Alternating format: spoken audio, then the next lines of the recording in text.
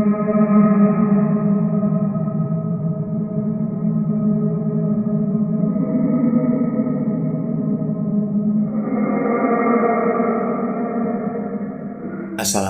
warahmatullahi wabarakatuh. Kembali lagi bersama kami, Saksi Misteri. Di video kali ini, saya akan menceritakan sebuah kisah misteri tentang penunggu kamar jenazah. Kisah ini diangkat dari seorang narasumber yang dimana nama dan tempat sudah kami samarkan agar menjaga dari hal yang tidak diinginkan di kemudian hari. Tapi sebelum masuk ke ceritanya, jangan lupa ambil posisi yang paling nyaman dan bunyikan tombol lonceng notifikasinya. Dan cerita pun dimulai.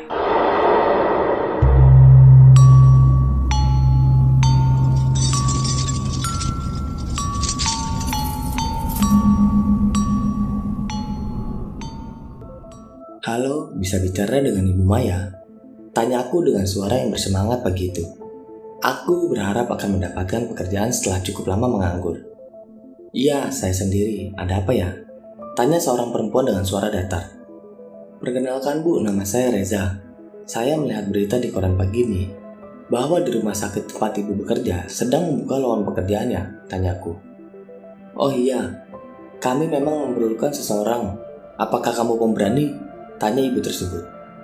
Maksudnya Bu, pemberani gimana? Saya tidak mengerti, tanyaku dengan nada heran. Berkas-berkasmu lengkap kan? Nanti siang pukul 1 siang, langsung datang aja ke sini. Saya tunggu ya, selamat siang. Tetapi Bu, halo, belum sempat aku menyelesaikan ucapanku. Teleponnya sudah langsung dimatikan. Aku melihat jam tanganku yang menunjukkan pukul 10 pagi.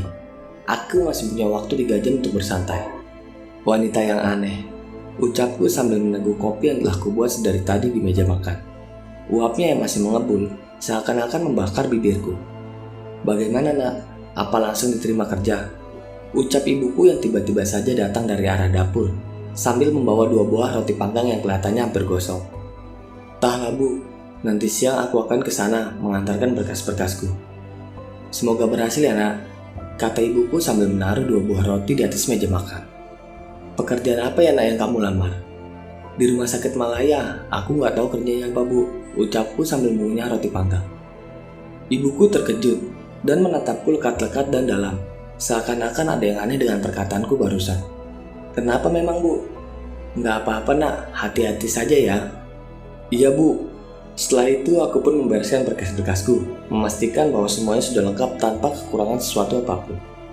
Tepat pukul jam 12 siang, aku langsung berangkat menuju ke rumah sakit Malaya. Aku harus menunjukkan sikap disiplinku. Oleh karena itu, aku harus datang tepat waktu. Dengan harapan aku akan diterima kerja atau setidaknya training terlebih dahulu. Bu, aku pergi ya, ucapku sambil menyalakan mesin motor yang kukendarai. Ya, hati-hati nak, ucap ibuku sambil melambaikan tangan di depan pintu rumah. Singkat cerita, aku pun sampai di rumah sakit Malaya. Terlihat ada seorang perempuan yang sedang berdiri di depan rumah sakit tersebut, seperti sedang menunggu seorang. Badannya lumayan tinggi namun agak kurus. Reza ya? Tanya ibu itu sambil melihatku mendekatinya. Ibu Maya ya? Tanyaku sambil menaiki tangga yang setinggi lutut. Aku bahkan harus berhati-hati dengan langkahku agar tak terjatuh. Ya benar, ayo ikut saya. Baik Bu. Aku pun dibawanya ke sebuah ruangan, di mana hanya ada sebuah meja dan 2 buah kursi yang berhadapan. Di atas meja itu terdapat kertas-kertas yang berserakan. Tempat yang kacau, gumamku dalam hati. Ibu Maya pun terlihat membereskannya. Silakan duduk, ujar Ibu Maya sambil membereskan kertas-kertas yang berserakan di atas meja. Aku pun duduk di kursi itu, sementara Ibu Maya duduk di kursi yang ada di depanku. Setelah selesai membereskan beberapa kertas di atas mejanya, mana berkas-berkasmu? Tanya Ibu Maya mengagetkanku yang sedang melihat-lihat ruangan kerja yang lebih mirip dengan sebuah kapal pecah. Aku pun langsung memberikan berkas-berkasku, dan Ibu Maya langsung memeriksa berkas-berkas itu. Kamu diterima kerja di sini, ucapnya. Aku sontak terkejut. Maaf Bu, kok secepat itu ya? Tanyaku heran. Bukan aku tak ingin pekerjaan itu, akan tetapi terlalu aneh rasanya jika diterima kerja secepat ini. Iya, kau seorang laki-laki yang memberanikan, itu sudah cukup untuk menerimamu kerja di sini. Ayo ikuti saya. Saya akan memperlihatkan tempat kerjamu dan apa pekerjaanmu, ucap Ibu Maya yang berdiri kemudian berjalan melewatiku. Aku tidak punya pilihan lain dengan terpaksa mengikutinya. Kami berjalan cukup jauh untuk tempat yang dia maksud. Lorongnya pun lumayan panjang, dan hanya ada ruangan yang sudah tak terpakai di sebelah kirinya. Kemudian di sebelah kanannya hanya ada taman-taman yang terlihat sudah tak terawat, dan sebuah kursi taman yang sudah tua dan reot. Di ujung lorong terlihat sebuah ruangan yang lumayan besar, tapi sepertinya mengerikan. Ketika sampai di ujung lorong, di depan sebuah ruangan yang pintunya lumayan tua, Ibu Maya pun berhenti. "Kenapa berhenti, Bu?" tanyaku. "Inilah tempat kerjamu, Reza," ucap Ibu Maya sambil melihatku. Kemudian melihat tulisan di atas pintu ruangan itu, seakan-akan memberiku perintah untuk melihat tulisan di atas pintu ruangan itu. Aku pun tersontak kaget melihat tulisan di atas pintu ruangan itu. Ya, ruangan itu adalah kamar jenazah. Cukup lama aku menatap tulisan mengerikan itu. Kemudian aku mengatakan sesuatu. "Ibu bercanda kan? Kita nggak salah tempat kan, Bu?" tanyaku sambil menggaruk-garukkan kepalaku. "Tidak, saya serius. Kamu mau kan kerja di sini? Jadi penjaga di ruangan kamar jenazah ini?" tanya Ibu Maya. Saat itu aku mempertimbangkan banyak hal. Aku sangat takut dan tak pernah sekalipun bekerja sebagai pengantar ataupun pembawa jenazah, apalagi memandikan dan mengawetkan jenazah. Tetapi di satu sisi, aku sangat membutuhkan uang. Setelah memikirkannya, aku pun menerima pekerjaan mengerikan itu. "Saya mau, Bu." "Oke, baiklah. Ini kunci ruangannya. Dan hari ini semua jenazah dan apa yang ada di dalamnya menjadi tanggung jawab kamu ya, Reza. Jika ada apa-apa, Ibu akan telepon kamu loh ya. Begitupun sebaliknya, kalau kamu perlu apa-apa, telepon saya. Di dalam ruangan ini ada buku daftar jenazah, ada 3 jenazah. 2 jenazah sudah ada pihak keluarga yang ingin mengambilnya, besok atau lusa. Sementara jenazah yang 1, belum ada pihak keluarga yang datang melihatnya," ujar Ibu Maya. Setelah mengatakan itu, Ibu Maya pun pergi. Sungguh pekerjaan yang tak pernah kubayangkan. Namun aku terpaksa menerimanya. Mengingat sulitnya mencari pekerjaan di kota ini, sangat sulit untuk menolak pekerjaan saat kau diterima bekerja.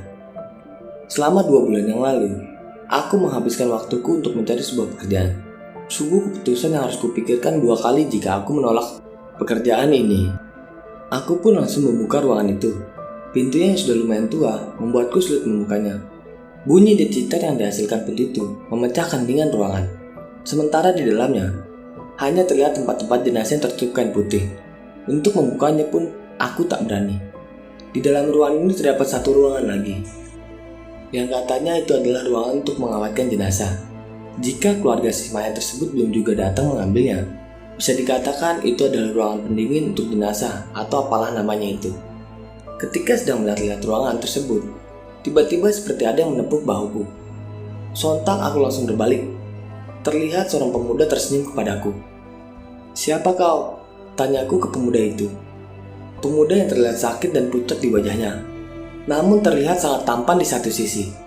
"Aku Hendrik. Aku bekerja di ruang jenazah ini," ucapnya. "Oh, aku pekerja baru di sini. Berarti pekerjaan kita sama," ucapku sedikit bahagia.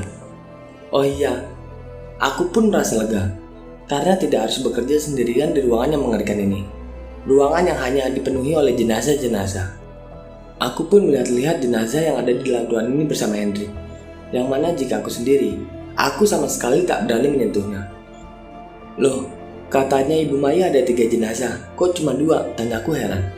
"Yang satunya ada di dalam sana, di pendingin, karena jenazahnya sudah lama, dan belum ada pihak keluarga yang datang," jelas si Hendrik yang terlihat sedih ketika mengatakan hal itu. "Sementara 2 jenazah ini baru kemarin ditaruh di sini, sudah dimandikan, dikafani juga. Mungkin keluarganya akan datang besok atau lusa tambahnya." Aku hanya mengangguk mendengarkannya. Tak lama kemudian si Hendrik terlihat menangis. "Kenapa menangis?" tanyaku heran. "Aku menangis mengingat jenazah yang satu ini. Keluarganya belum ada yang mengambil ataupun melihatnya." Aku langsung menghiburnya dan berbincang-bincang dengannya. Setelah berbincang-bincang cukup lama dengan si Hendrik, aku pun pulang sekitaran pukul 5 sore. Setelah mengunci ruangan mengerikan itu, aku langsung pamit ke Hendrik. "Aku pulang dulu, Hendrik," ucapku. Hendrik hanya tersenyum sambil melihatku berjalan menyusuri lorong yang menyeramkan itu seorang diri. Setelah menempuh perjalanan sekitar 30 menitan dengan kendaraan bermotor, aku pun sampai di halaman depan rumahku. Memangnya nggak ada kerjaan lain apa ya di rumah sakit itu? Ucapku sambil melemparkan tas di atas tempat tidurku. "Ibu," ucapku setengah teriak sambil berjalan ke arah dapur, yang mana sebenarnya aku ingin memakan sesuatu. Namun moodku hilang karena mengingat seonggok jenazah tadi di rumah sakit. Sungguh pekerjaan yang akan mengacaukan nafsu makanku, gumamku dalam hati. Tak lama kemudian handphoneku berbunyi. Ternyata ibuku menelpon. "Halo, ibu di mana?" tanyaku. "Ibu lagi sama tantemu. Mungkin ibu akan pulang besok pagi," ucap ibuku. "Oh, baiklah bu," ucapku. Setelah itu ibuku menutup teleponnya. Bagus, setelah seharian bersama jenazah, sekarang aku ditinggal sendiri di rumah yang seluas 100 meter ini, ucapku sambil menutup pintu belakang dan semua jendela yang ada dengan kekesalan pastinya. Setelah selesai menutup semua tempat yang kemungkinan besar dapat dimasuki seorang paling atau perampok, aku pun mengambil nasi dan lauk yang sudah disediakan ibuku dan kubawa ke dalam kamar. Lelah juga rasanya. Sambil memakan nasi yang tadi kubawa dari dapur, aku membaca sebuah koran yang tadi kubeli saat pulang kerja tadi. Kebetulan aku membeli 2 koran yang berbeda. Tak lama kemudian, tok tok tok tok tok. Tiba-tiba ada yang mengetuk pintu rumahku. Aku melihat jam tanganku ternyata masih menunjukkan pukul 9 malam. Aku pun langsung menuju pintu depan lalu membukanya. Namun anehnya, tak ada siapa-siapa di depan rumahku. Hanya saja, aku seperti melihat seseorang yang sedang berdiri menatapku di bawah sebuah pohon yang ada di seberang jalan. Namun aku tak dapat melihatnya dengan jelas karena gelap. Ditambah lagi jaraknya yang lumayan jauh. Duar, tiba-tiba terdengar bunyi sesuatu di dapur. Seakan-akan ada benda yang terjatuh. Aku pun langsung berlari menuju dapur setelah menutup pintu depan. Kupikir ada seorang maling atau perampok. Ternyata hanya ada seekor kucing yang terlihat berhasil menangkap seekor tikus di dapurku. Bikin kaget saja umpatku. Setelah aku berhasil mengusir kucing itu, tiba-tiba terdengar tutukan lagi di pintu depan.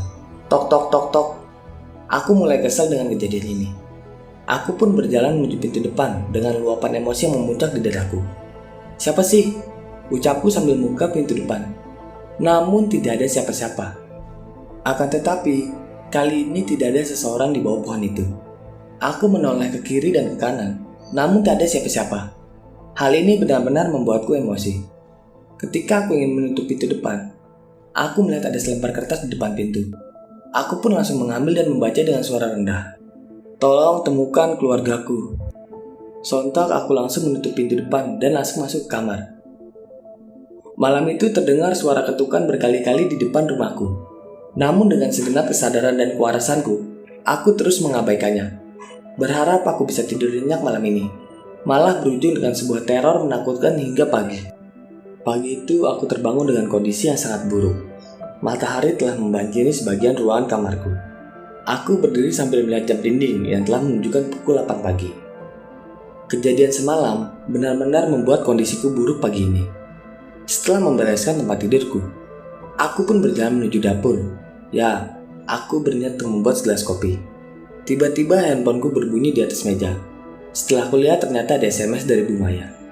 "Reja, pihak keluarga jenazah akan datang pukul 12 nanti.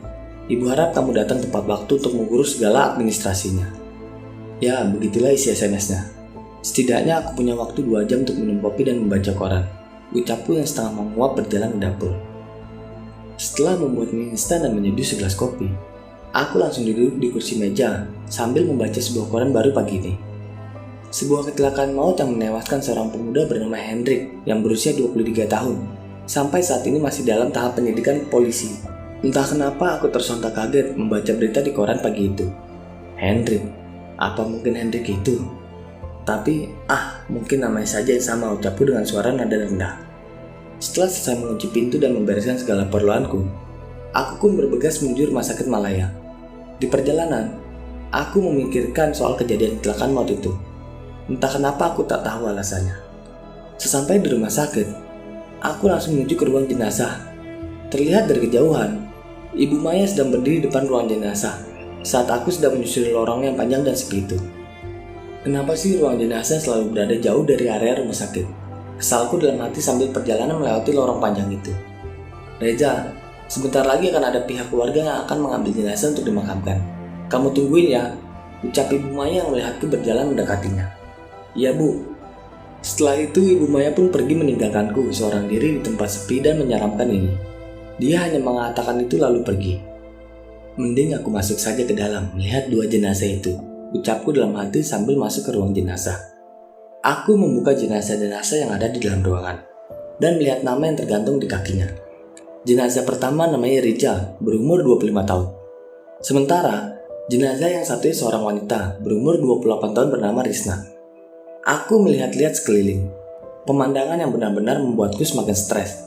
Hanya ada keranda mayat, tempat jenazah, dan kain-kain putih. Ruangan jenazah ini benar-benar menyeramkan, ucapku dalam hati. Ditambah lagi dengan kesunyian dan kesepian yang mencekam. Ketika sedang melihat-lihat dua jenazah tersebut, tiba-tiba, tok tok tok tok tok. Terdengar suara ketukan, namun bukan di pintu depan ruang jenazah, melainkan di ruangan pengawetan jenazah.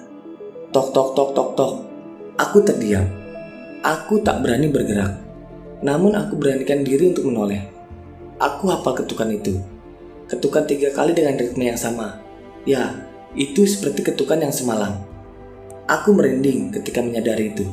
Sungguh perasaan yang tak pernah kulupakan. Ketakutan yang melumpuhkanku menjalar ke tenggorokanku. Membayangkan diriku berada di sebuah ruangan jenazah sendirian benar-benar membuatku stres. Aku membuka ruangan pengawetan itu dengan hati-hati, dan terlihat satu jenazah yang tertutup kain putih sendirian. Aku mulai merasakan perasaan yang tidak enak. Aku mencoba mendekati jenazah itu dengan sisa-sisa keberanianku. Tiba-tiba, ada yang menepuk bahuku. Teriakku sambil melihat ke belakang. Ibu Maya ngagetin aku aja loh, ucapku sambil memegang dada dan bernapas panjang. Kamu ngapain aja di sini? Itu pihak keluarga sudah datang, ucap Ibu Maya. Oh iya Bu, ayo keluar, pihak keluarga sudah nungguin, ucap Ibu Maya sambil keluar ruangan. Aku pun ikut keluar dari ruangan itu mengikuti Ibu Maya. Sesampainya di depan pintu, terlihat seorang perempuan dan laki-laki yang sudah kuduga adalah ibu dan ayah dari salah satu jenazah yang ada di dalam. Ternyata benar, mereka adalah orang tua jenazah yang bernama Rizal. Setelah mengurus semua administrasi dan tanda terimanya, jenazah pun dibawa menggunakan mobil ambulan. Seperti barang saja pakai tanda terima segala, ucapku dalam hati. Setelah selesai mengurus semuanya, pihak keluarga dan jenazah itu pun berlalu pergi. Ibu pergi dulu ya Za, kamu di sini saja. Soalnya nanti malam ada pihak keluarga lagi. Kan masih ada satu jenazah yang akan dia bawa, pinta Ibu Maya. Iya Bu, aku pun mengangguk pelan. Waktu menunjukkan pukul 6 sore, yang mana dari tadi siang, aku hanya menikmati waktu dengan bersantai di sebuah kursi yang ada di depan ruangan jenazah. Suasana di sekitar ruang jenazah menjadi gelap. Seluruh lorong menjadi gelap menyeramkan. Bahkan ruang jenazah pun terlihat gelap mengerikan. Aku melihat ke depan, kiri dan kanan, yang mana hanya ada kesunyian dan kegelapan. Aku melihat jam tanganku ternyata sudah pukul 7 malam. Namun suasananya sudah menjadi mengerikan dan tak terbayangkan. Tiba-tiba terdengar suara sesuatu dari dalam ruangan jenazah. Bunyinya seperti ada yang bergerak. Aku yang sedari tadi duduk di depan ruangan, sontak langsung masuk ke dalam. Aku melihat-lihat keadaan di dalam ruangan dengan pencahayaan lampu yang sangat minim. Tapi anehnya, ketika aku ada di dalam ruangan jenazah, tak ada sesuatu yang terjadi. Semuanya tampak normal dan tak ada apa-apa. Aku melihat jenazah yang bernama Risna itu dengan seksama, namun tak ada sesuatu yang terjadi dengan jenazah itu. Apa aku salah dengar ya tadi? Tanyaku sambil menggaruk-garuk kepala. Tiba-tiba terdengar suara seseorang di belakangku. Lagi mencari apa aja? Ucap seorang pemuda dengan suara dingin. Sontak aku menoleh. Lundrik, lu dari mana aja? Tanyaku. Seharian aku ada urusan, aku sudah minta izin ke Ibu Maya, ucap si Hendrik. Aku melihat ruang pengawetan terbuka, dan Hendrik langsung menutupnya. Kenapa ditutup, Hendrik? Dingin ja, jadi tutup aja, katanya dengan senyuman lebar namun menakutkan. Ayo kita keluar, lama-lama di sini bikin gak nyaman, kataku sambil berjalan keluar dan disusul oleh Hendrik. Sedang asik ngobrol sama Hendrik, tiba-tiba ada SMS dari Ibu Maya. Za, kamu ke depan rumah sakit. Di situ ada Bapak Nasruddin. Bapak itu adalah pihak keluarga dari jenazah perempuan yang ada di ruang jenazah. Ibu ada di ruangan. Ibu gak sempat melayani soalnya banyak urusan. Hendrik, gue pergi dulu ya. Jemput pihak keluarga di depan rumah sakit, ucapku. Ya, aku mau ke Ibu Maya dulu, ucap Hendrik dengan suara datar. Aku pun langsung meninggalkan Hendrik seorang diri di depan ruang jenazah yang dalam masih keadaan terbuka. Sesampainya di depan rumah sakit, terlihat seorang laki-laki yang umurnya sekitar 40 tahunan di sebuah tangga rumah sakit. Pak Nasruddin ya? Tanyaku sambil melihat bapak itu. Iya benar, ucap bapak itu sambil berdiri. Kenalkan Pak, saya Reja, pekerja di ruang jenazah. Bapak pihak keluarga yang akan menjemput jenazah kan? Oh iya benar. Kalau begitu mari ikut Pak. Dengan sepan saya membawa bapak itu ke ruang jenazah. Namun aku tak melihat si Hendrik. Mungkin dia sudah pergi ke ruangan Ibu Maya, pikirku. Mari Pak, silakan masuk, kataku sambil mempersilahkan Pak Nasruddin. Setelah selesai mengurus semuanya, jenazah perempuan yang bernama Risna itu pun dibawa menggunakan mobil ambulan. Setelah itu aku pun sendirian lagi di dalam ruangan. Sendirian di ruangan jenazah bukanlah hal yang menyenangkan. Karena ketakutanku mulai menghantui, aku pun meng-SMS Ibu Maya, menanyakan keberadaan Hendrik dan menyuruhnya kemari untuk menemaniku. Bu, Hendrik ada dengan ibu tidak? Suruh kemari ya Bu Hendriknya. Setelah meng-SMS Ibu Maya, aku pun membereskan berkas-berkas dan tempat-tempat jenazah. Sedang asik merapikan berkas-berkas, aku melihat satu buku yang menarik perhatianku. Dan tanpa pikir panjang, aku langsung membuka buku itu. Ternyata daftar nama-nama jenazah yang ada di ruang jenazah.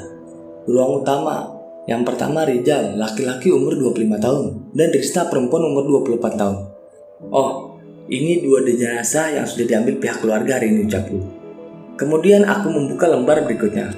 Ruang pengawetan, bernama Hendrik, laki-laki umur 23 tahun. Aku sontak terkaget, bulu kuduku merinding. Gemetar lututku membaca nama itu. Aku terus mencoba berpikir positif. Namun aku mengingat sesuatu yang membuatku ketakutan. Koran yang kubaca pagi tadi sama persis dengan keterangan jenazah ini. Hendrik berumur 23 tahun. Ya, begitu yang kubaca di koran pagi tadi. Tiba-tiba handphoneku berbunyi, yang mana itu adalah SMS dari Ibu Maya. Hendrik siapa Za? Aku pun sontak merinding dan kaku untuk bergerak. Namun aku terus berpikir positif. Walaupun nyatanya, rasa takut telah menyerang tubuhku. Aku pun langsung membalas SMS Ibu Maya dengan tangan gemetar. Lah, itu Bu, Hendrik yang kerja di ruang jenazah juga Bu, balasku ke Ibu Maya. Tiba-tiba terdengar suara pintu ruangan pengawetan jenazah terbuka. Pintu itu tepat berada sekitar 2 meter di belakangku. Aku hanya bisa terdiam kaku dan berkeringat dingin mendengar pintu itu mengayun terbuka.